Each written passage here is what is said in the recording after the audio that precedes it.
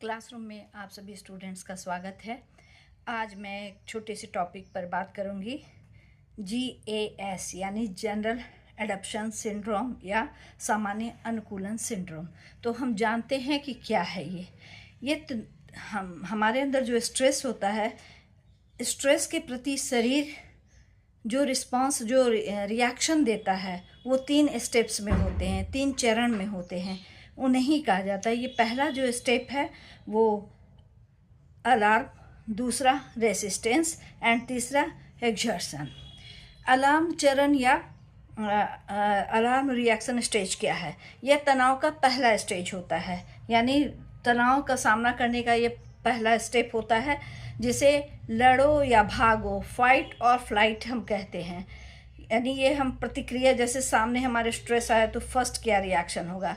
इस स्टेज में शरीर का एड्रेनालाइन हार्मोन जो होता है वो बढ़ जाता है, बहुत ज़्यादा बढ़ जाता है। दिल की धड़कनें तेज हो जाती हैं और ऊर्जा में अचानक वृद्धि हो जाती है। सेकंड स्टेज जो है वो है रेसिस्टेंस स्टेज।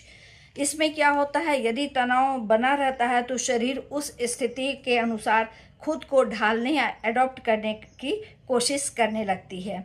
शरीर सामान्य से अधिक तनाव को सहन करने की कोशिश करता है और लेकिन तनाव के जो लक्षण हैं वो कम होने लगते हैं।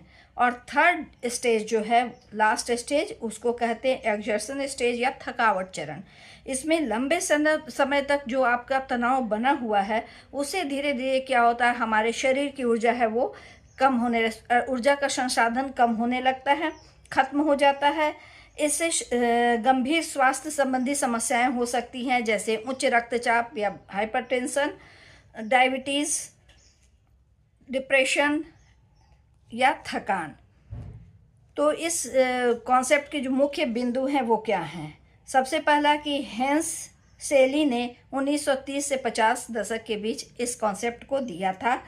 इसका प्रभाव यह शरीर के अंगों जैसे एड्रिनल ग्रंथि और रेसिस्टेंस सिस्टम जो प्रतिरक्षा प्रणाली है उसको ये बुरी तरह प्रभावित करता है। इसका समाधान व्यायाम, योगा, रिलैक्सेशन थेरेपी आदि है, जिससे हम इसे कम कर सकते हैं। ये सिंड्रोम क्या बताता है कि क्रॉनिक स्ट्रेस जो है वो मानसिक और शारीरिक स्वास्थ्य के प्रति क्यों हानिकारक होता है, ये इस सिंड्रोम के द्वारा पता चलता है। तो उम्मीद है आपको कॉन्सेप्ट समझ में आ गया होगा।